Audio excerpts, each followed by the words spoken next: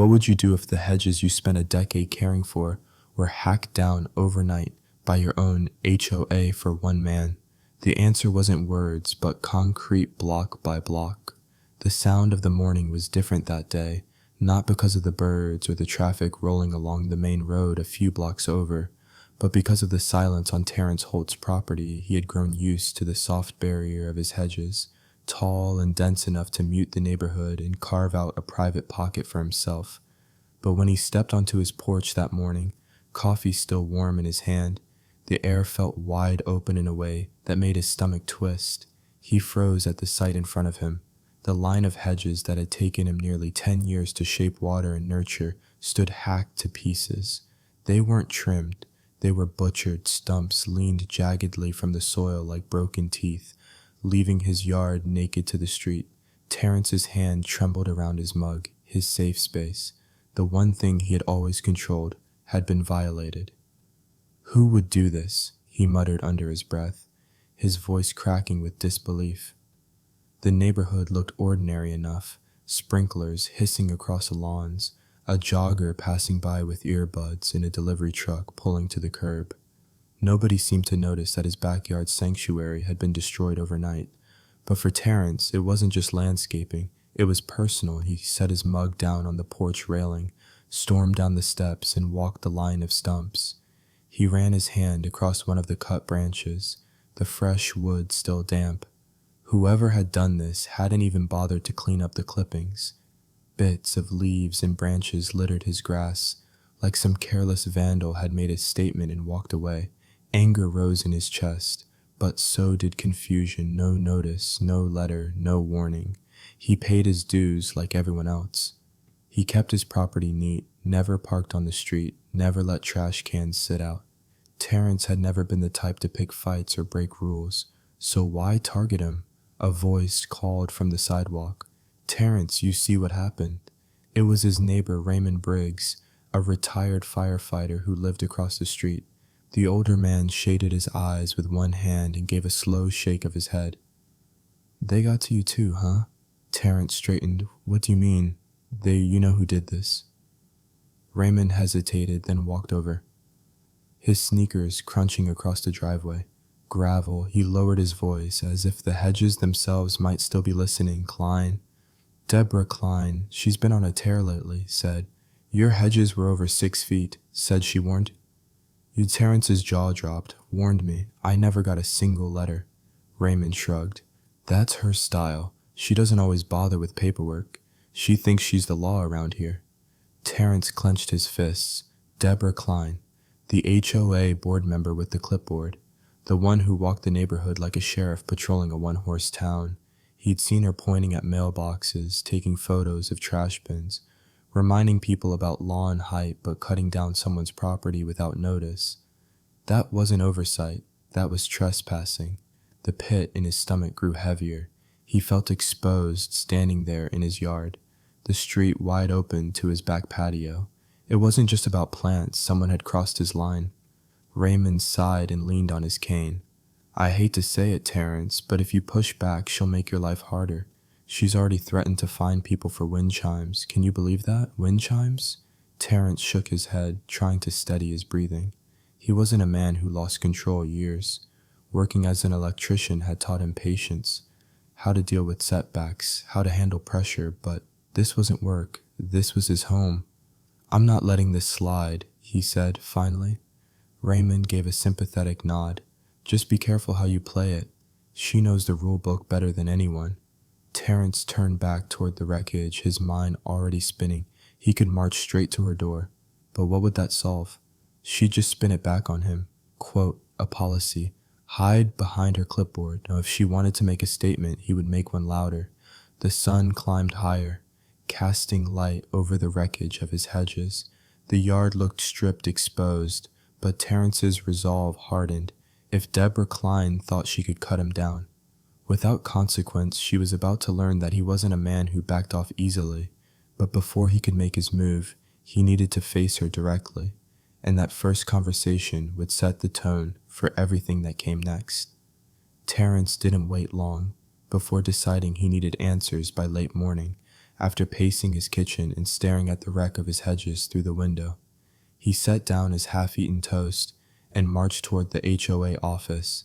It wasn't some fancy building downtown. It was a converted room in the clubhouse near the neighborhood pool still. That's where Deborah Klein liked to station herself, clipboard in hand, as if she ran City Hall. The walkover gave him too much time to think. Every step across the pavement made his frustration grow heavier. The Hedges had taken him almost a decade to nurture summers spent dragging hoses across the lawn, clipping them carefully with his shears, talking with neighbors while sweat rolled down his back. Those hedges weren't just plants, they were history. His labor turned into a living wall to see them hacked apart overnight. It felt like someone had torn pages out of his life without asking. When he reached the clubhouse, the door was propped open inside. Deborah sat at a folding table stacked with HOA documents. She wore a floral blouse buttoned too high and a thin chain of reading glasses that dangled from her neck. The moment she saw him, her lips pressed together in a tight smile. "Well, Mr. Holt," she said, leaning back in her chair, "I wondered when you'd come by." Terrence stopped in the doorway, his voice low but firm. "Why did you cut down my hedges?" Deborah clasped her hands in front of her. "Let's be clear. I didn't personally take the clippers to them. I had a landscaping crew handle it, and I did it because your hedges were over the allowable 6-foot height limit. As stated in our bylaws, I never got a letter, not a warning, nothing." Her tone sharpened, her words rehearsed. "We don't need to send multiple reminders when a violation is obvious. I gave you verbal notice 2 weeks ago." When I stopped by during my evening walk, Terrence shook his head. "No, you didn't. You never said a word to me. And even if you had, that doesn't give you the right to trespass on my property and destroy what I planted." Her smile returned, but it wasn't kind. It was smug. "Mr. Holt, the HOA has the authority to enforce community standards if residents can't follow them. Things get out of control. Uniformity matters, property values matter, and frankly, hedges that tall make the neighborhood look like a fortress. That's not the image we want." Terrence's voice rose. "That was my yard, my property. You had no right." The tension filled the room. 2 young mothers passing by with strollers slowed at the doorway, pretending to check the bulletin board, but clearly listening. Deborah, ever conscious of her audience, lowered her voice into something she thought sounded reasonable. "I understand your frustration, but the rules are the rules. If I let you slide, then the next person will want taller fences, then sheds in their front yards, then satellite dishes on every roof. It's a slippery slope." Terrence took a step closer to the table. "Don't talk to me about slippery slopes.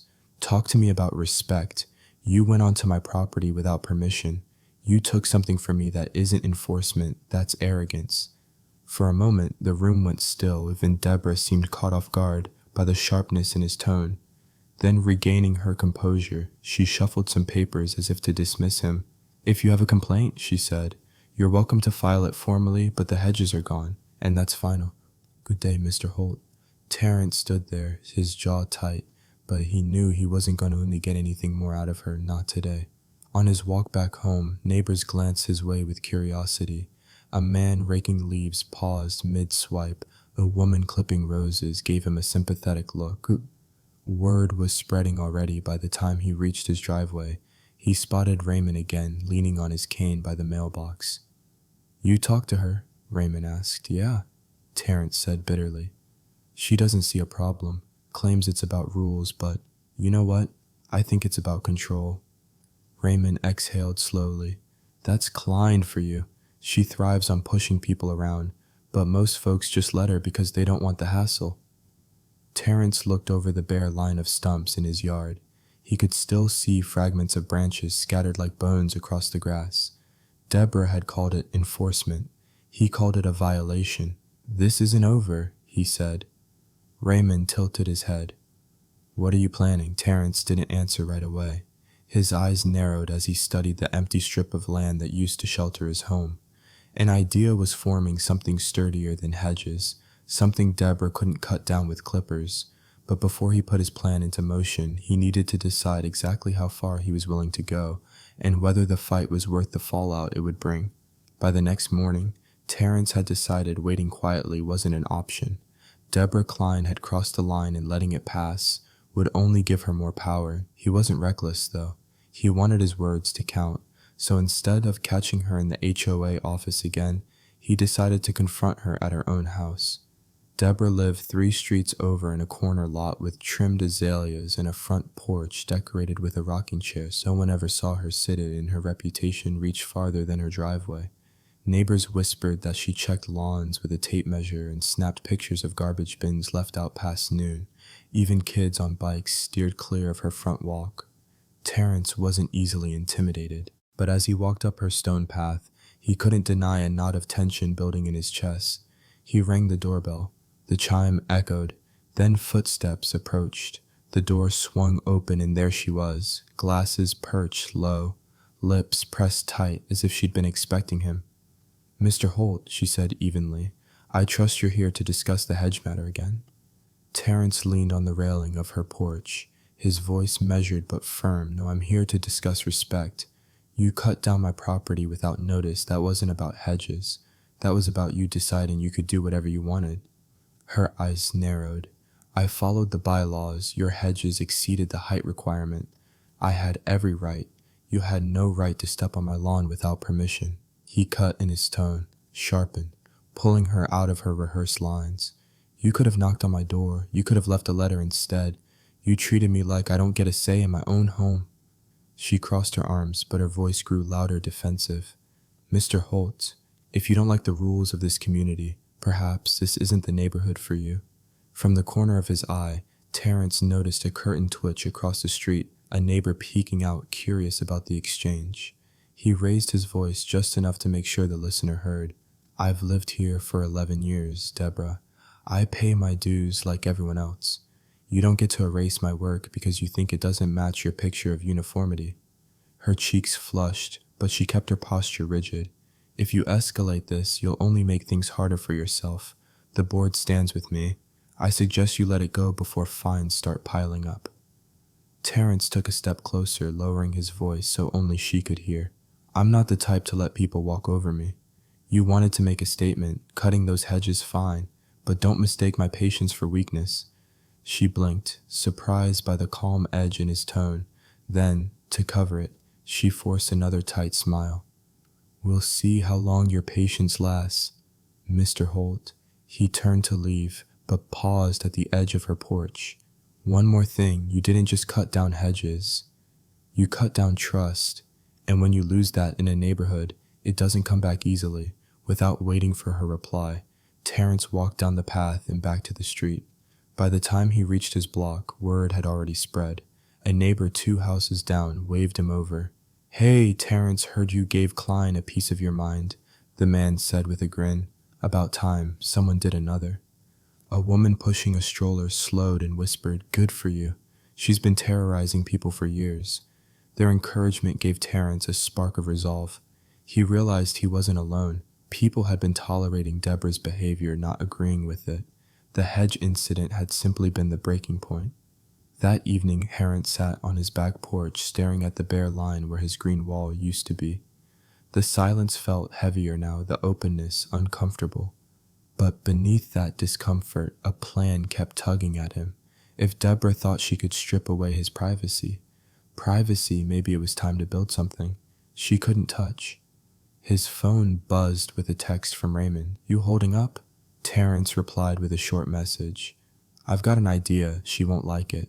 But before he could lift the first block or mix the first batch of mortar, he knew the entire neighborhood would be watching, and every choice he made from here on would echo louder than Deborah's clippers ever had that night. Terrence hardly slept.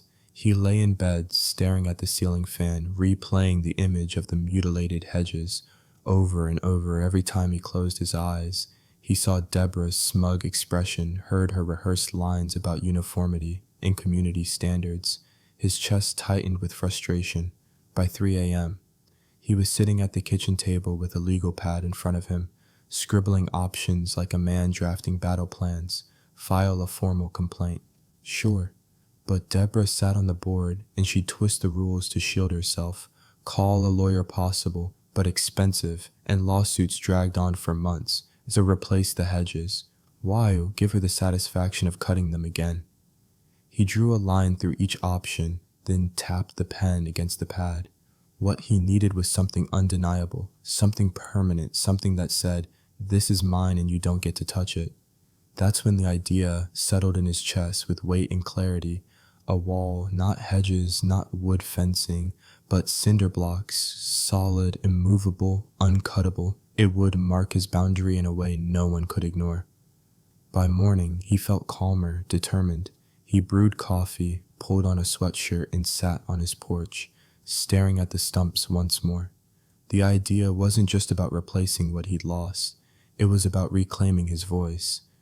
Deborah had chosen to make a spectacle out of his yard. Now he would turn it into a statement. Raymond stopped by mid-morning, leaning on his cane. "You look like a man with a plan," he said. Terrence cracked a small smile. "You could say that you're going to replant." "No," Terrence replied. "I'm building a wall." Raymond's eyebrows shot up. "A wall. Like bricks, cinder blocks," Terrence said firmly. 6 feet tall. "She can cut hedges, but she can't cut concrete." Raymond whistled low. "That'll rattle her." "That's the point," Terrence said. "This isn't about landscaping anymore. This is about drawing a line. She can't cross." The older man chuckled. "Well, if you need a hand, I can't lift much these days, but I can sure keep you company." That afternoon, Terrence drove to a construction supply yard on the edge of town. The rows of stacked blocks stretched higher than his head. He loaded the bed of his pickup with as many as it could carry, along with bags of mortar and a new trowel. The cashier raised an eyebrow as he rang up the purchase building. "Something big." Terrence gave a half smile. You could say it's long overdue. When he pulled back into the neighborhood, the truck bed rattling with concrete, heads turned, a couple mowing their lawn, paused to watch him unload. Kids riding scooters slowed down, curious by the time he had the first few stacks neatly arranged in his driveway. Raymond had already shuffled over to sit in a lawn chair, cane resting across his knees. "You sure know how to get the neighborhood talking," Raymond said with a grin. "Let them talk," Terrence replied, wiping sweat from his brow.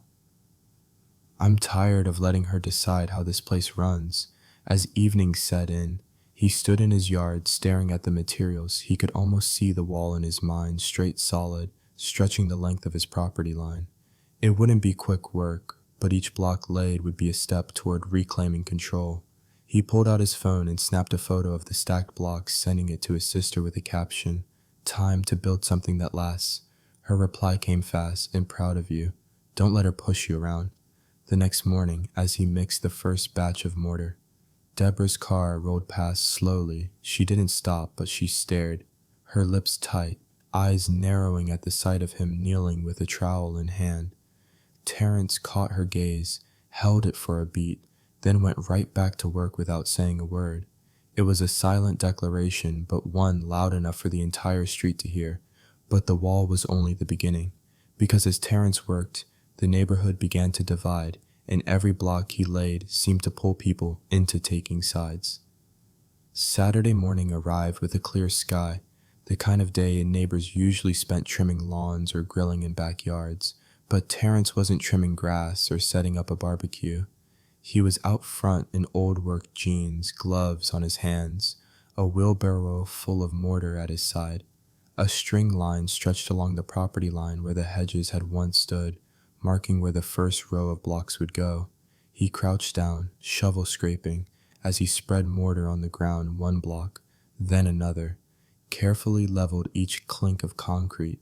Landing in place felt like a heartbeat, steady, determined. By the time the sun was high, people had begun to notice as Mrs. Chen from next door paused her gardening to watch morning Terrence. "She called morning," he said, straightening his back. She tilted her head, curiosity plain in her voice. "That's a lot of blocks." Terrence wiped his forehead. "It's going to be a wall." Her eyebrows rose, a real one. "Real as it gets," he said. She hesitated, as if debating whether to approve or criticize, then finally just smiled politely. "Oh, I hope it brings you some peace." Not long after, Raymond showed up with 2 folding chairs and a cooler of iced tea. He settled down on the lawn like it was entertainment. "You've got quite the audience already," he chuckled. nodding toward the street where two teens slowed their bikes to watch Terrence smirked better than cable. By noon, a small crowd of curious glances and hushed conversations swirled around the project. Every neighbor walking their dog or pushing a stroller slowed their pace. Some smiled in quiet support. Others frowned like the wall was already casting a shadow across the whole street. The first row went smooth. The second row tested his patience. Keeping everything level wasn't easy and his arms burned from hauling heavy blocks, but he pushed through, sweat dripping into his eyes. Each block felt like more than just material, it was defiance set in stone. Around 3 in the afternoon, he heard the unmistakable sound of heels clicking against pavement. He didn't even need to look up. He knew Deborah Klein. She stopped at the curb, hands clasped behind her back, eyes fixed on the growing structure. Mr. Holt, she called Terrence, didn't look up. He spread another layer of mortar and placed another block. Mr. Holt, she repeated, sharper this time. Finally, he met her gaze. Something you need, Deborah. She glanced at the wall, then back at him. Do you really think this fortress is appropriate for our community? Terrence leaned on his trowel. I think it's more appropriate than someone cutting down another person's property without permission. Her jaw tightened. You're creating an eyesore. This isn't in harmony with the neighborhood's aesthetic. Terrence chuckled under his breath. Funny, you didn't care about harmony when you had my hedges hacked apart. Her cheeks flushed. The board will not tolerate hostile actions. If you continue this hostile. Terrence interrupted his voice, calm but steady. Building a wall on my own property is hostile, but cutting down my plants wasn't. You really should listen to yourself. A couple of neighbors nearby, pretending to water their lawns, glanced toward the exchange. Deborah noticed them watching and immediately dropped her voice, softening her tone. Terrence, I'm asking you as a neighbor, stop this before it gets out of hand. He met her eyes without flinching.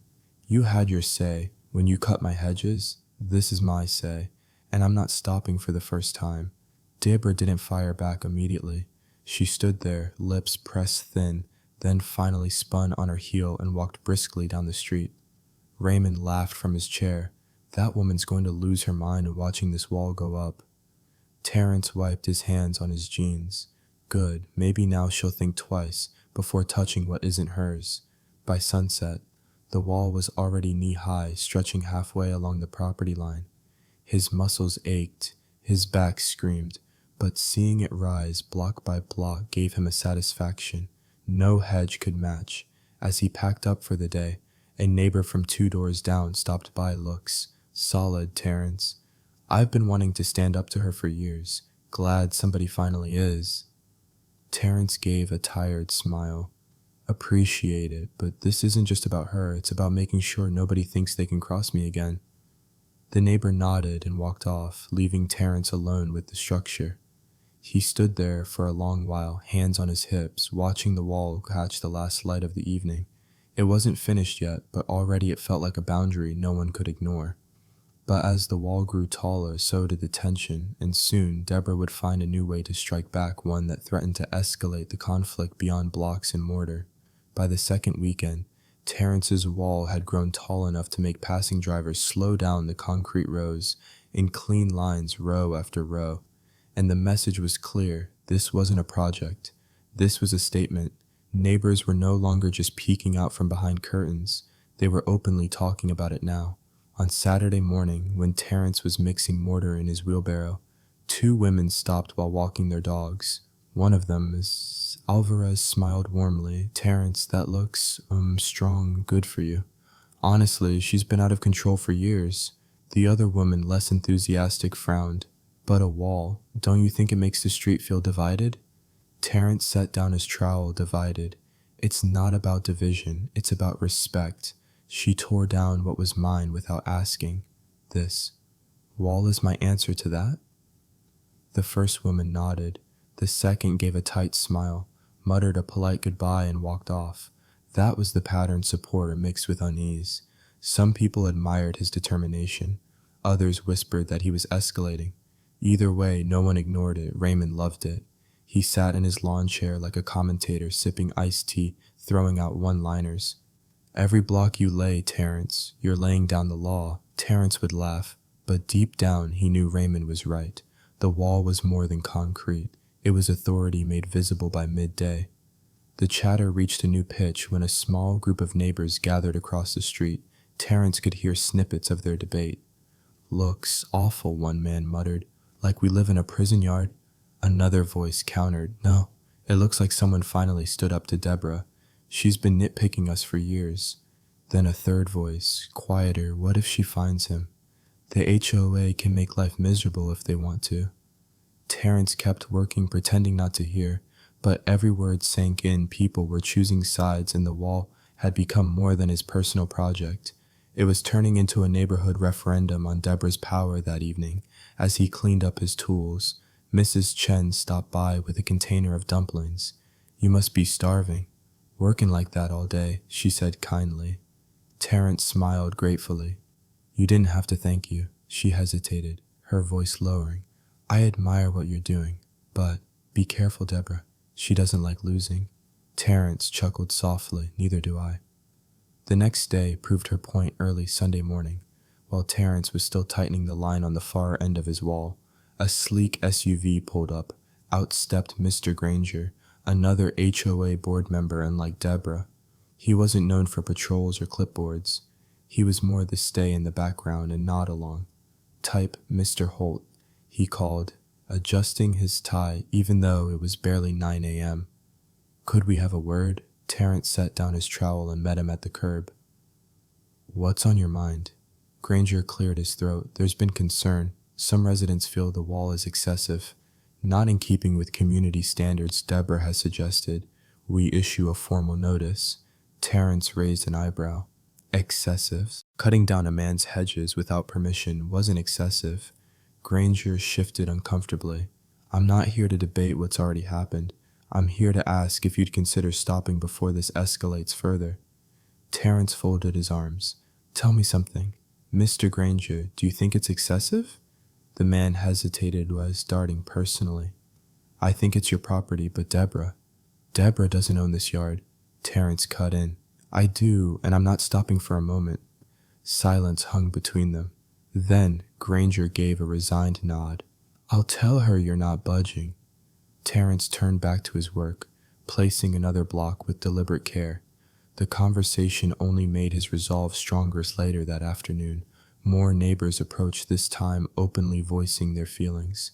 "I support you," Terrence said. "A man named Andre from down the block. She fined me last year for leaving my trash can out for 3 hours. Enough is enough." Another neighbor, Ms. Rowe, shook her head. "I don't know. The wall feels hostile. It changes the whole look of our street." Terrence wiped sweat from his brow and looked her in the eye. "Hostile was waking up to find my hedges gone. This wall is peace of mind." She didn't argue further, just sighed and walked away. By sunset, the walls stretched taller and the air in the neighborhood felt heavier. Deborah hadn't appeared that day, but her presence lingered in every whisper, every glance. Terrence stood with Raymond at the curb, looking at what they had accomplished so far. "She's not going to let this go," Raymond muttered. Terrence nodded slowly. "Good. Neither am I, but..." Deborah wasn't finished. She had her own weapons, and soon she would come back swinging, pushing the fight to an entirely new level. By Monday morning, the neighborhood had shifted from casual curiosity to open tension. Terrence noticed it right away when he stepped onto his porch.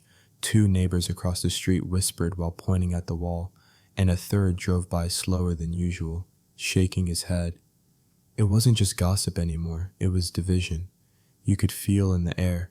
And then came the letter folded neatly into his mailbox, was an envelope stamped with the HOA logo inside. On crisp white paper was an official notice of violation. The words jumped off the page: structure not in compliance with HOA design standards, immediate action required to cease construction or face escalating fines. Terrence read it twice, his jaw tightening. He knew immediately whose hand was behind it: Deborah Klein. He carried the letter inside, slapped it on the kitchen counter and stared at it, while the coffee maker gurgled behind him. The rules were vague, deliberately, so they talked about uniform appearance and approved structures, but never specified materials or limits.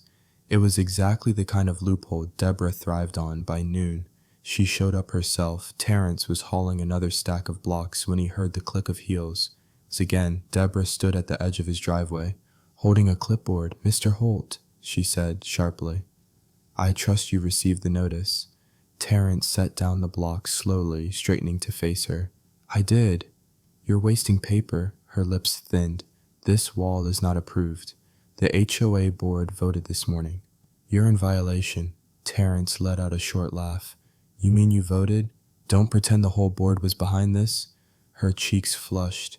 Mr. Granger was present, so was Mrs. Rowe. "And how many of them actually agreed with you?" Terrence asked. "Or did they just sit quiet while you steamrolled the meeting?" Deborah's voice sharpened. "You're creating a hostile environment. Several neighbors have expressed discomfort. That wall sends the wrong message." Terrence took a step closer, his tone steady but unshakable. "The only hostile act here was you cutting down what I planted.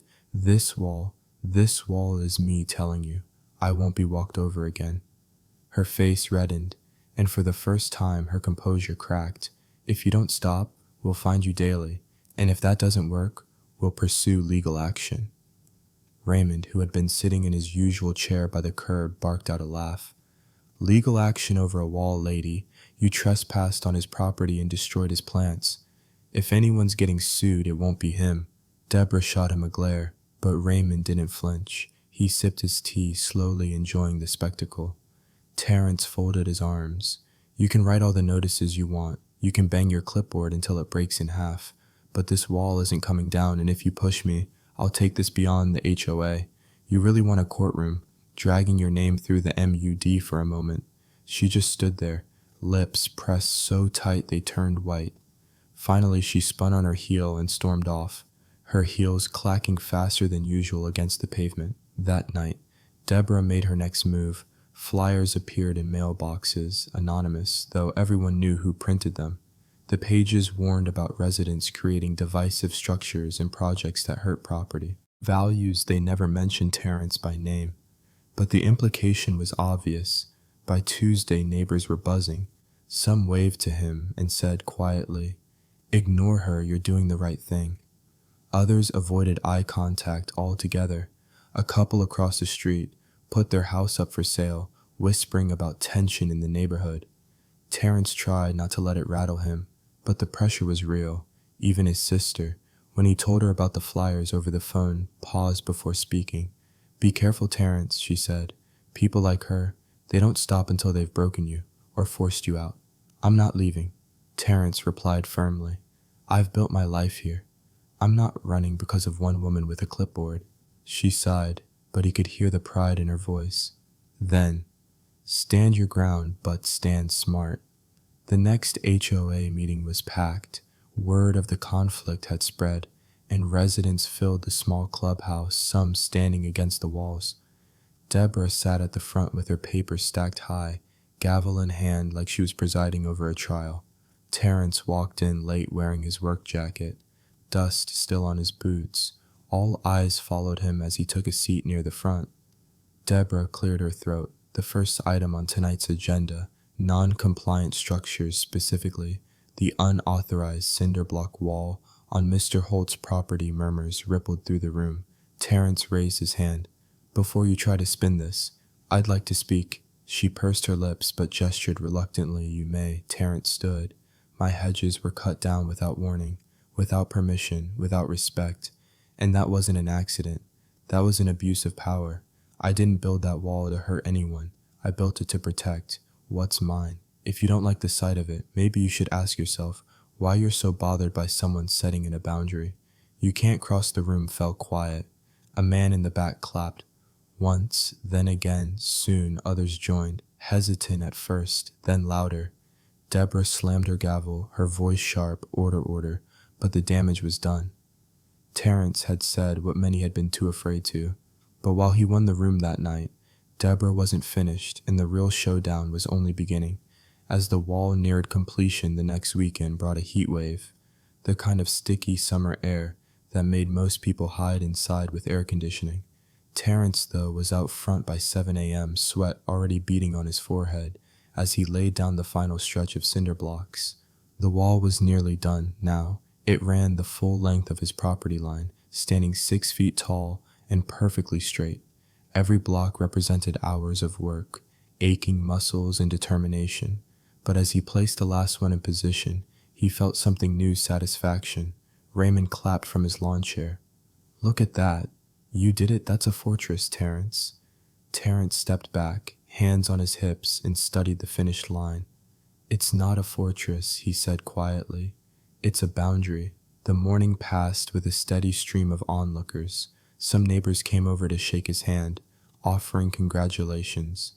"Look, solid," Holt said, Andre, who had complained about Deborah's fines before that. "Walls got more backbone than the board itself. Others were less kind." Mrs. Rowe stopped at the curb, lips pursed.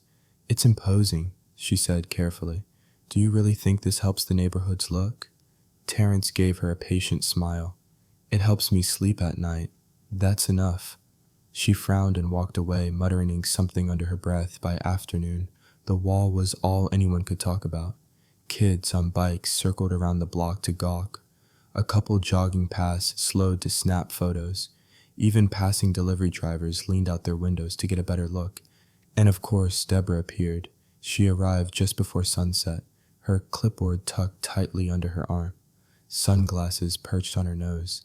Even though the light was fading, she stood in front of the wall, as if it were a personal insult carved in stone.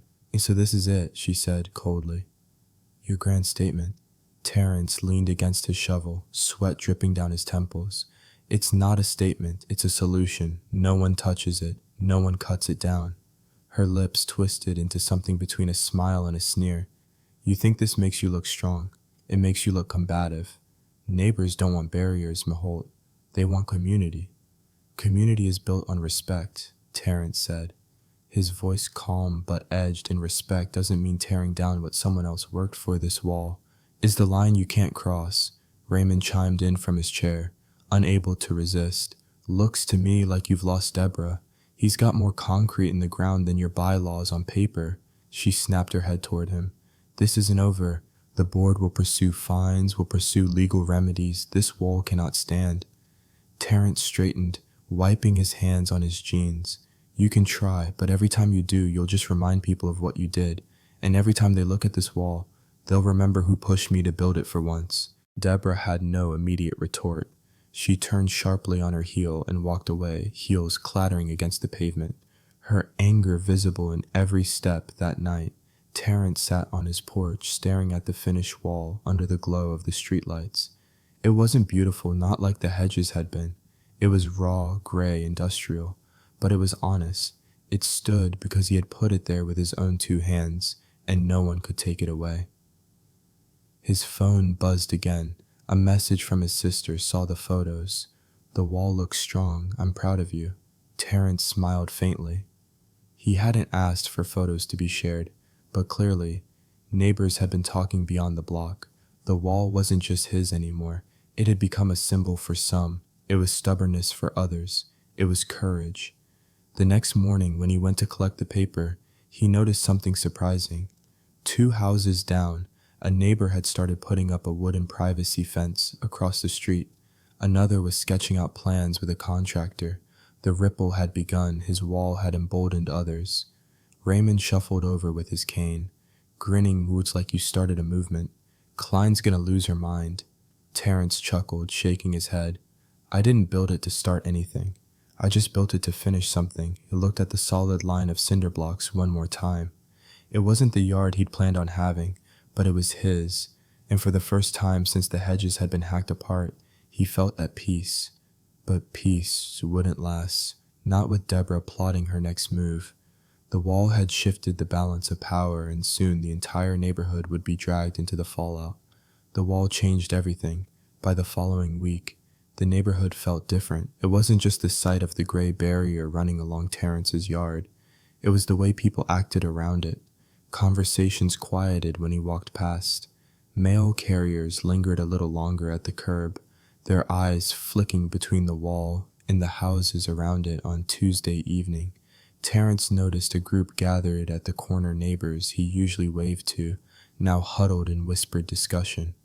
When he approached, they went silent, A woman named Denise finally broke the pause. "Terrence," she said cautiously, "we respect what you're doing. But Deborah's saying the HOA will hit you with heavy fines. She claims she's already talked to a lawyer." Terrence crossed his arms. "Let her. I've got receipts, photos of those hedges before she cut them down, proof of what she did.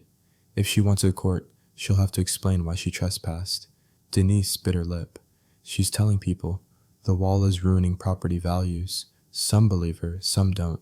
Either way, the neighborhood feels tense." Terrence gave a curt nod. "Tense because of her, not because of me." By Friday, the HOA called an emergency meeting. The small clubhouse was packed wall to wall, hotter than usual with so many people crammed inside. Deborah sat at the front table, flanked by 2 board members. Her clipboard rested beside her like a weapon. She cleared her throat and raised her voice. "This meeting is about restoring order to our community. Mr. Holt's unauthorized wall has divided neighbors, damaged our neighborhood's character, and threatens to lower property values. This cannot stand." Murmurs filled the room. Terrence sat in the front row, hands clasped. Waiting, Deborah continued. "We propose daily fines until the structure is removed. If fines are ignored, the board will pursue legal action. We cannot allow one person's defiance to dictate the standards we've all agreed to uphold." Terrence rose to his feet. His voice carried steady, not shouting, but clear enough that every corner of the room heard. "You want to talk about defiance? Let's talk about what started this.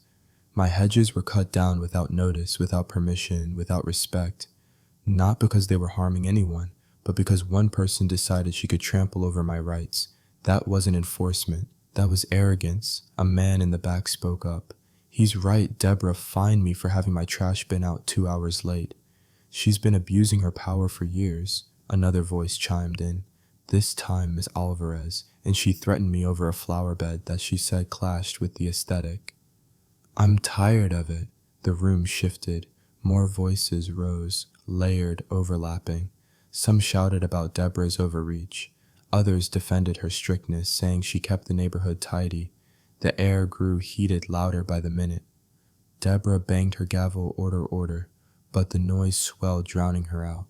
Terrence raised his hand, and gradually the voices quieted.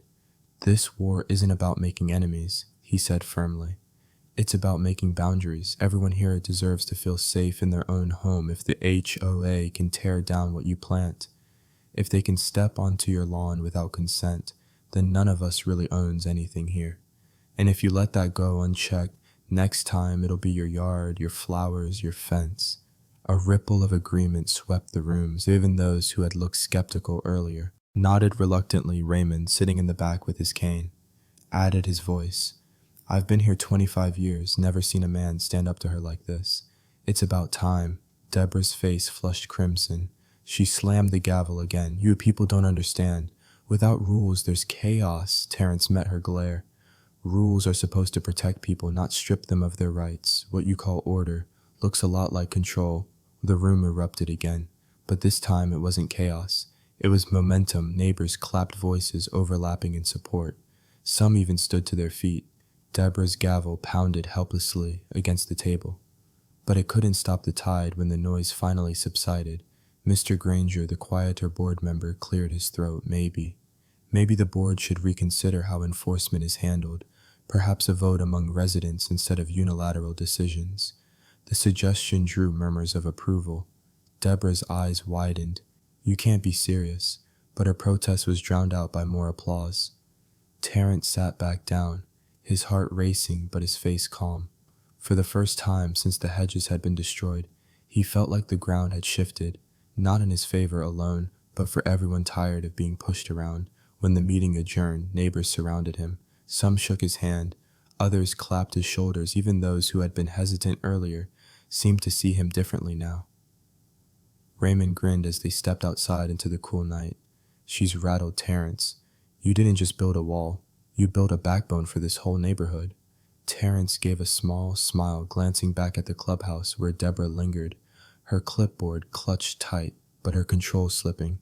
But victory in a meeting room wasn't the end. What came next would decide whether the neighborhood truly changed, or if Deborah would find a way to claw back her grip. The night of the meeting left Terrence drained but restless. He sat on his porch well past midnight, watching the glow of streetlights wash over the fresh wall. The air carried the faint hum of crickets, but his thoughts were louder. The fight wasn't just about Hedges anymore. It was about standing firm when someone tried to steamroll you, even when they had a title or a clipboard. The next few days revealed just how much had shifted for years.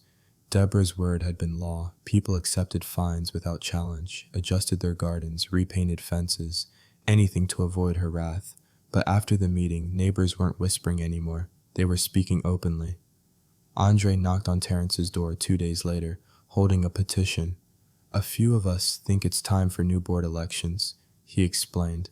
"We want a process where decisions are transparent, no more backroom moves." Terrence signed without hesitation. Word spread fast. Within a week, nearly every house on the street had added their names. Deborah, of course, didn't back down easily. Flyers appeared again, this time warning that reckless actions threatened the neighborhood's unity, but fewer people listened. Some tore them up. The moment they found them, others laughed about it. One afternoon, Terrence was mowing his lawn when Mrs. Rowe, the one who had once called the wall hostile, stopped at the curb. She hesitated before speaking. "I wasn't sure about the wall at first," she admitted, "but I see now why you built it. It made us realize how much we'd let her control us. I guess I owe you an apology." Terrence shut off the mower and smiled. No apology needed. Everyone's got their own way of seeing things. What matters is we start respecting each other again. Her shoulders relaxed and she gave him a genuine smile before walking on. That a moment meant more to him than the wall itself. By the time the petition forced a vote, Deborah's grip was already slipping. The meeting hall filled again, this time with residents determined to make a change. The ballots were simple, the outcome decisive.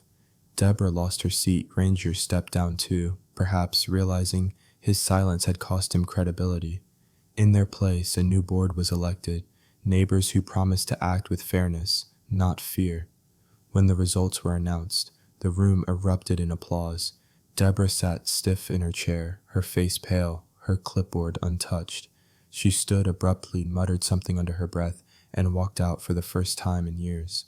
The neighborhood felt lighter. Raymond shuffled over to Terrence, grinning ear to ear. "Well, you did it. You brought down the queen with nothing but mortar and grit." Terrence laughed softly. "I didn't do it alone. Everyone just needed a reason to stand up." The weeks that followed brought small but important changes. Notices were discussed openly, at meetings, not slipped into mailboxes. Residents felt free to decorate their yards, plant flowers, hang wind chimes without fear of fines. The neighborhood didn't fall into chaos as Deborah had warned. It grew closer. As for Terrence, the wall became part of the street's identity. Some still saw it as stark, others admired its strength, but to him it wasn't about beauty, it was about peace. Each time he sat on his porch and looked at it, he felt the calm of knowing no one could take his space from him again. Till evening, his sister came to visit. She stood at the curb, staring at the wall, and shook her head with a smile.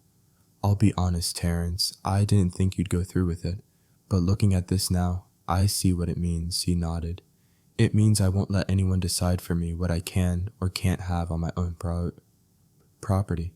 It means boundaries matter, whether it's hedges, walls, or respect." She hugged him tightly.